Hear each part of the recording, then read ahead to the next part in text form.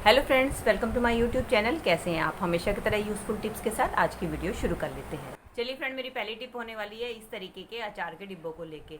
दोस्तों, जब हमें क्लीन करना होता है तो हमें काफ़ी डिफ़िकल्टी होती है, क्योंकि अगर हम इसको नॉर्मल अपने स्क्रबर से साफ़ करते हैं तो हमारा सारा स्क्रबर ख़राब हो जाता है। तो इसको साफ़ करने की बहुत ही आसान ट्रिक बताने वाली हूँ। उसके लिए आपने लेना है गर्म पानी और उसके अंदर आपने डाल देना है थोड़ा सा गर्म पानी, और इसके बाद हम इसके अंदर डाल देंगे थोड़ा सा बेकिंग सोडा। बेकिंग सोडा का इसलिए मैंने इस्तेमाल किया है क्योंकि कई बार हमारे डिब्बों में से अचार की स्मेल नहीं जाती है, तो बेकिंग सोडा जो है इसकी स्मेल को दूर करने में हमारी हेल्प करेगा। और तीसरी चीज़ हम इसमें डाल देंगे कुछ ड्रॉप विम जेल की। अब इसके बाद हम इसको बंद करके अच्छी तरीके से शेक कर लेंगे। आप देखेंगे कि आपका डिब्बा बिना किसी मेहनत के मिनटों में ही साफ़ हो जाएगा। आपको किसी भी स्क्रबर से इसको रगड़ने की ज़रूरत नहीं पड़ेगी, और इसके अंदर से अगर आपकी जो भी अचार की स्मेल है वो भी बेकिंग सोडा के कारण मिनटों में ही दूर हो जाएगी। ये देखिए, अब आप देख ही सकते हैं कि इसके अंदर जितना भी जमा हुआ सारा का सारा चिकनाई थी वो अचार की, वो सारी की सारी दूर हो गई। अब मैं आपको इसको किसी बर्तन में निकाल कर दिखाती हूँ। ये देख सकते हैं सारी गंदगी इसकी बाहर आ गई है और हमारा डिब्बा एकदम साफ़ हो चुका है। अब आप इसको नॉर्मल जिस तरीके से वॉश करते हैं वॉश करके यूज़ में ला सकते हैं। दोस्तों, मिक्सी का इस्तेमाल तो हम सब मसाला पीसने के लिए करते हैं, लेकिन कई बार क्या होता है मसाला पीसते वक्त थोड़ा बहुत मसाला हमारे जो है इधर के पार्ट के ऊपर गिर जाता है, और हमारे पास कई बार टाइम नहीं होता कि हम उसको इंस्टेंट साफ़ करें, तो हम क्या करते हैं ऐसे ही छोड़कर सो जाते हैं। लेकिन क्या होता है कि रात के टाइम पे चूहे आते हैं और गिरा हुआ सामान खाने के चक्कर में वो हमारे ये जो ब्लेड्स होते हैं मिक्सी के, इनको भी काट जाते हैं, जिससे कि हमारा काफ़ी नुकसान होता है। इस नुकसान से बचने का एक बहुत ही बढ़िया आइडिया शेयर करने वाली हूँ कि आपने क्या करना है। आप जब अपना काम कर लें तो उसके बाद रात के टाइम पे आपने लेना है इस तरीके से घर पे रखा हुआ कोई भी कप। टूटे हुए कप तो हमारे घर पे अक्सर पड़े होते हैं जिनको कि हम फेंक देते हैं, तो आप आगे से बिल्कुल ना फेंकें। आप क्या करें, रात को सोने से पहले आप अपने मिक्सी के ऊपर इस तरीके से आप मिक्सी के ऊपर रख दें। ऐसा करने से क्या होगा इसकी आपकी मिक्सी जो है सिक्योर हो जाएगी कप के कारण, और चूहा इसको काट भी नहीं पाएगा और ये ना ही गंदी हो पाएगी। चलिए फ्रेंड, मेरी अगली टिप होने वाली है स्विच बोर्ड को लेके। कई बार दोस्तों हमारे घर के स्विच बोर्ड इतने गंदे हो जाते हैं, क्योंकि बच्चे जब इसको ऑन ऑफ करते हैं तो अपने गंदे हाथों से ही इसको यूज़ करते हैं, जिससे कि हमारा स्विच बोर्ड बहुत ज़्यादा गंदा हो जाता है। और कई बार कुछ स्विच बोर्ड जो होते हैं हमारे किचन में लगे होते हैं, और किचन में हम हर तरह का खाना बनाते हैं, जिसके कारण इसके अंदर चिपचिपे बहुत ज़्यादा तेल के दाग लग जाते हैं, जिनको क्लीन करना बहुत ही मुश्किल हो जाता है। तो आज आपके लिए जो ट्रिक शेयर करने वाली हूँ उसकी मदद से आप बहुत ही आसानी से इसको क्लीन कर सकते हैं। उसके लिए लेना है आपने घर पे रखा हुआ मशीन का तेल, और आपने क्या करना है, एक कॉटन के ऊपर या किसी भी साफ कपड़े के ऊपर आपने मशीन का तेल डाल देना है, और डालने के बाद आपने इसको क्लीन करना है। आप इससे क्लीन करेंगे तो आप देखेंगे मिनटों में ही इसके अंदर जितनी भी जमी हुई गंदगी है वो एकदम क्लीन हो जाएगी। इसकी मदद से आप बहुत ही आसानी से क्लीन करेंगे, क्योंकि अगर आपको वैसे क्लीन करते हैं स्विच बोर्ड तो आपको बहुत ज़्यादा टाइम लग जाता है इसको क्लीन करने में। अभी इसके ऊपर देख सकते हैं कितनी गंदगी आ गई है। मेरा स्विच बोर्ड ज़्यादा गंदा है तो इसलिए मैं इसके ऊपर थोड़ा सा तेल और डाल रही हूँ। ये देखिए, इसकी मदद से जब आप स्विच बोर्ड क्लीन करेंगे तो बहुत ही आसानी से आपके स्विच बोर्ड साफ हो जाएंगे। जब भी आप स्विच बोर्ड को क्लीन करें तो आप इस बात का ध्यान रखें कि आपका मेन पावर जो है वो ऑफ होनी चाहिए, और साथ में आपने चप्पल जरूर पहनी होनी चाहिए, और इसके बाद ही आप इसको क्लीन करें। ये देखिए, मैंने साफ किया है तो हमारा स्विच बोर्ड कितनी आसानी से साफ हो गया है। अब हमने इसके ऊपर मशीन का तेल लगाया है तो हमारा ये थोड़ा सा स्विच बोर्ड चिकना हो गया है।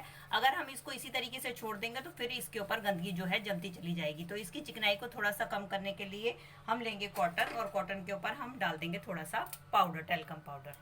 और पाउडर डालने के बाद इसके ऊपर हम फिर से इसको रब करेंगे, ताकि जो इसकी एक्स्ट्रा चिकनाई है वो सारी की सारी इसमें से हट जाए और हमारा स्विच बोर्ड जो है एकदम ड्राई हो जाए, ताकि इसके ऊपर फिर से गंदगी जमे ना। इस तरीके से दोस्तों आप मिनटों में ही अपने स्विच बोर्ड को क्लीन कर सकते हैं।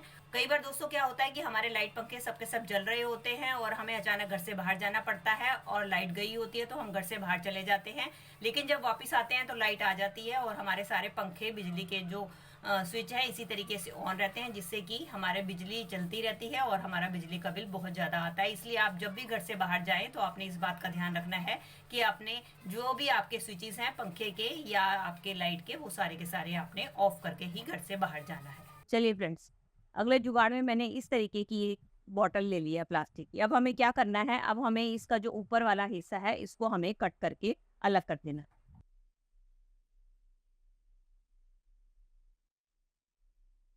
ये देखिए दोस्तों, इसको मैंने 2 हिस्सों में अलग कर दिया। अब हमें क्या करना है, अब हमें यहाँ से सीजर की मदद से एक लाइन में इसको कट करना है।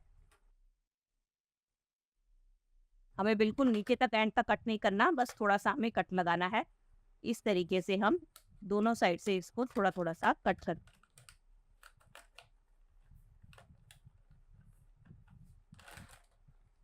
ये देखिए। अब इसका इस्तेमाल कैसे करेंगे? तो हमारे पास ढेर सारी चूड़ियाँ होती हैं जिनको ऑर्गेनाइज़ करने के लिए हमें ऑर्गेनाइज़र की ज़रूरत होती है। तो आप इस तरीके से कोई भी प्लास्टिक बॉटल को कट कर लीजिए और इसके अंदर हम अपनी चूड़ियों को बहुत ही अच्छी तरीके से अरेंज करके रख सकते हैं। आप इस तरीके से इनके अंदर चूड़ियों को रखते जाइए। तो अब आप ये सोच रहे होंगे कि मैंने ये साइड का इसलिए कट किया है, ये साइड का इसलिए हमने कट किया है ताकि हम इसके अंदर बड़ी आसानी से चूड़ियों को रख सकें। देख सकते हैं दोस्तों, मैंने इसके अंदर अभी इतनी चूड़ियाँ रखी हैं। आप इसके ऊपर तक बहुत सारी चूड़ियाँ और भी इसमें रख सकते हैं। अब हमें क्या करना है, अब हमें लेना है इसका ये ऊपर वाला हिस्सा। अब हम क्या करेंगे, ये जो हमने कट किया हुआ है, ये हमने इसलिए कट किया है कि जब भी हमें जिस भी कलर की चूड़ी चाहिए उसको हम इजीली इसकी मदद से यहाँ से निकाल सकते हैं। और जब हम चूड़ी को निकाल लेंगे तो हम वापस इसको इसके साथ अंदर की तरफ रख के ये वाला जो हिस्सा है हमने इसके अंदर इस तरीके से बंद कर देना है। ये देखिए दोस्तों, हमारा कितना सुंदर ये बैंगल ऑर्गेनाइजर बनकर तैयार हो गया है। इस तरीके से आप अपने ढेर सारी चूड़ियाँ अपने इन प्लास्टिक बॉटल में ऑर्गेनाइज करके रख सकते हैं। और हमें कई बार ट्रैवलिंग में भी जाना होता है तो हमें अपनी बैंगल्स को लेके जाना होता है। अगर हम उसको वैसे ही किसी बैग में डालकर लेकर जाते हैं तो इनके टूटने का खतरा बना रहता है। तो आप इस तरीके का प्लास्टिक की बॉटल से ऑर्गेनाइजर बनाकर तैयार कर सकते हैं। बस आपको ये काम करना है कि अगर आपको ट्रैवलिंग में लेकर जाना है तो ये ऊपर वाले हिस्से में आपको सेलो टेप लगाकर थोड़ा सा इसको सील कर देना है ताकि ये ऊपर से खुले नहीं।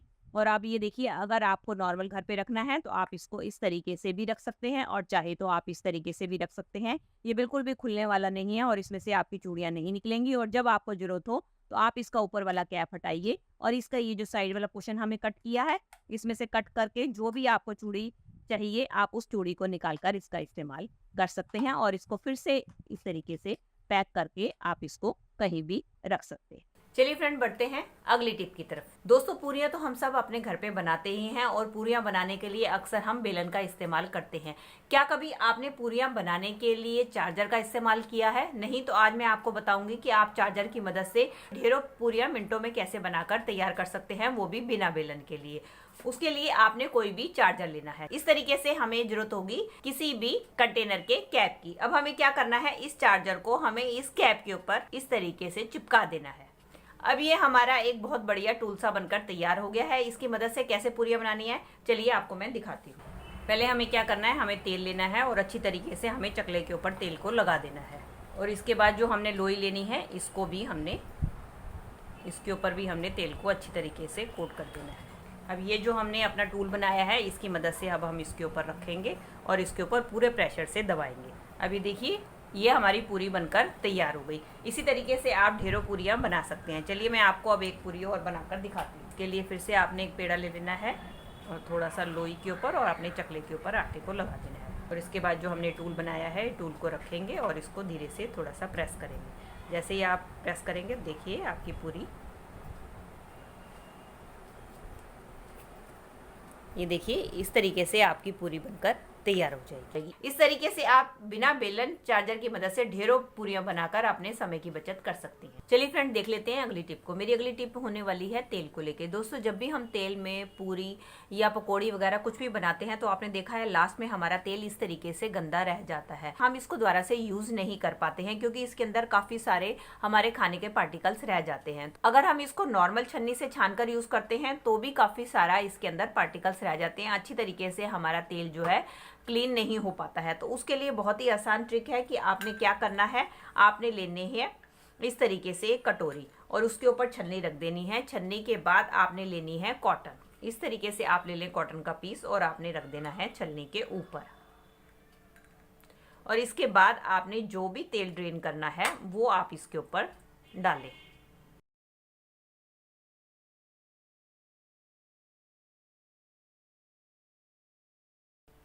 अब ये देख सकते हैं कि सारा का सारा जो इसकी इम्प्योरिटीज थी वो हमारी सारी कॉटन के ऊपर आ गई है और हमारा तेल बिल्कुल साफ छनकर नीचे आ चुका है। इस तरीके से आप बचे हुए तेल को दोबारा से रीयूज़ कर सकते हैं।